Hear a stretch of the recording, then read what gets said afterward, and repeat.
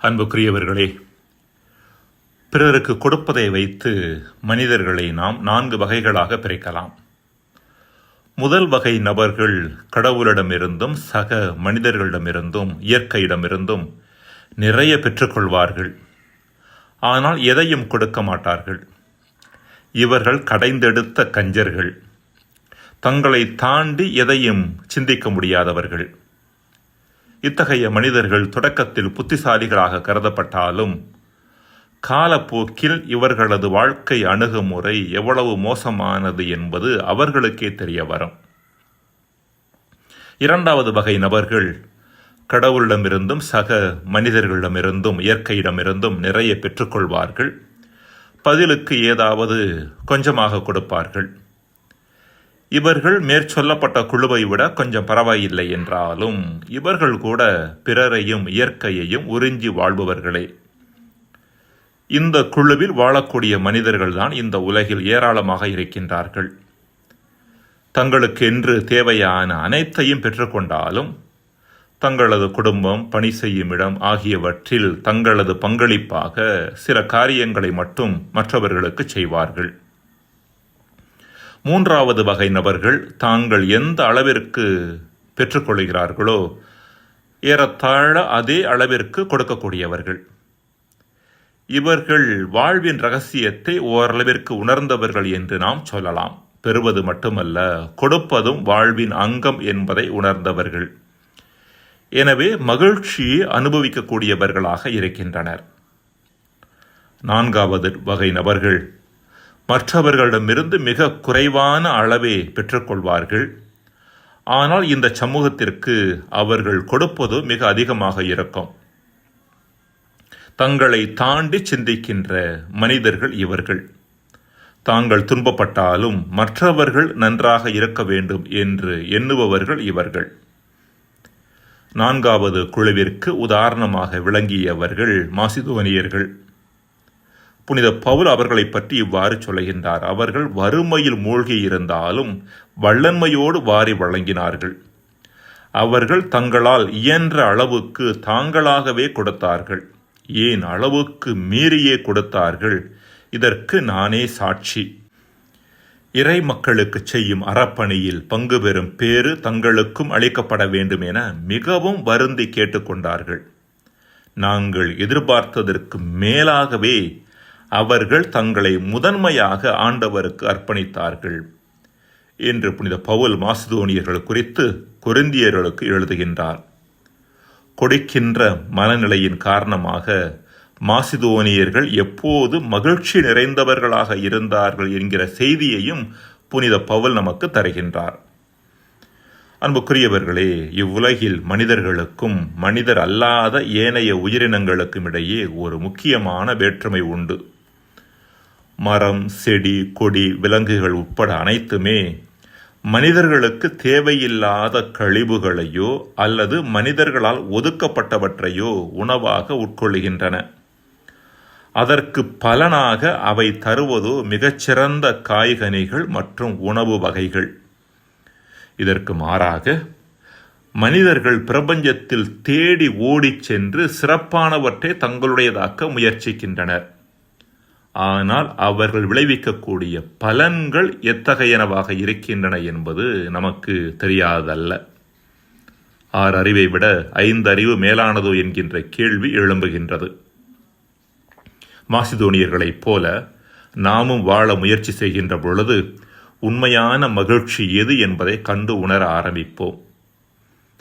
John Wesley என்பவர் இங்கிலாந்தில் உள்ள ஆக்ஸ்போர்டு பல்கலைக்கழகத்தில் பேராசிரியராக வேலை பார்த்தவர். தொடக்க நிலையில் அவருக்கு கிடைத்த ஊதியம் 30 பவுண்டுகள் மட்டுமே. அதில் தனக்கென்று 28 பவுண்டுகளை செலவு செய்துவிட்டு மீதியான 2 பவுண்டுகளை பிறருக்கு உதவியாக வழங்கினார். காலப்போக்கில் அவரது ஊதியம் 60 பவுண்டுகள், 90 பவுண்டுகள், 120 பவுண்டுகள் என்று கூடிக்கொண்டே போனது. ஆனால் அவரது செலவு மட்டும் 28 பவுண்டை விட உயரவே இல்லை. ஒவ்வொரு மாதமும் 28 பவுண்டுகள் மட்டும் செலவு செய்துவிட்டு மீதியாக இருந்த அத்தனை தொகையையும் பிறருக்கு கொடுத்தார்.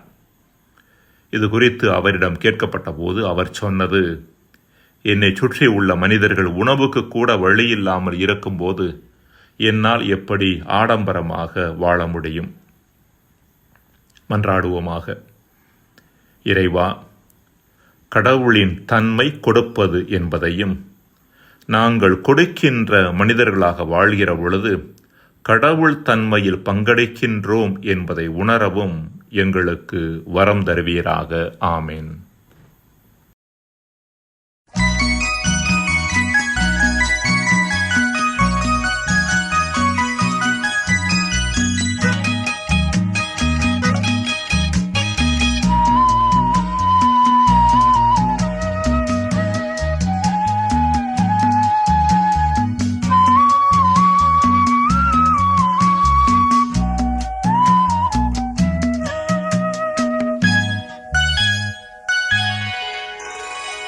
நிலத்தின் விதையும் பசிக்கு உணவும் கொடுத்து உதவும் கடவுள் ஏராளமாய் பலன் தருவார்.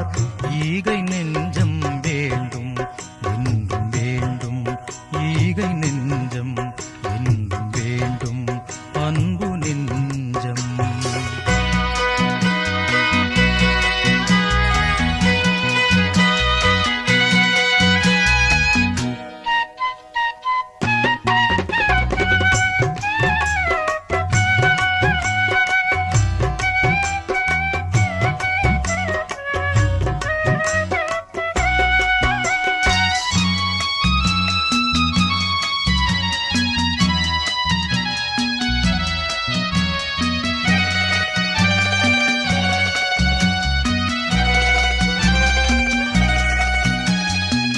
கொடுக்க கொடுக்க நிறையும் அன்பு உலகின் செல்வந்த நீயே. எடுக்க எடுக்க நினைக்கும் நெஞ்சில் தேங்கும் நீரோடை நிலையே. சேவை வழிகள் குறைகளை நீக்கும் இறைவன் பாதம் நன்றி கூறும். நிலத்தின் விதையும் பசிக்கு உணவும் கொடுத்து உதவும் கடவுள் ஏராளமாய் பலன் தருவார். ஈகை நெஞ்சம் வேண்டும் என்றும் வேண்டும், ஈகை நெஞ்சம் என்றும் வேண்டும், அன்பு நெஞ்சம்.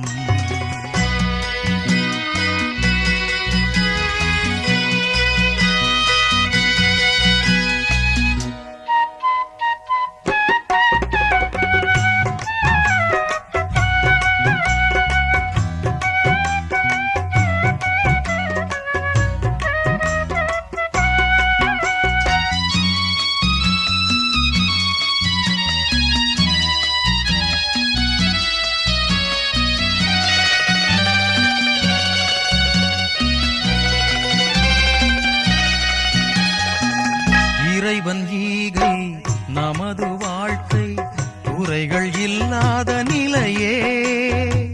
தொடரும் துன்பம் வழிகள் மாற்ற இதயம் நமக்கில்லையே. இருப்பதை கொஞ்சம் பகிர்ந்தே வாழ்வோம், ஈகையின் வழியில் பரமனை காண்போம். நிலத்தின் விதையும் பசிக்கு உணவும் கொடுத்து உதவும் கடவுள் ஏராளமாய் பலன் தருவார். ஈகை நெஞ்சம் வேண்டும் என்றும் வேண்டும், ஈகை நெஞ்சம் என்றும் வேண்டும், அன்பு நெஞ்சம்.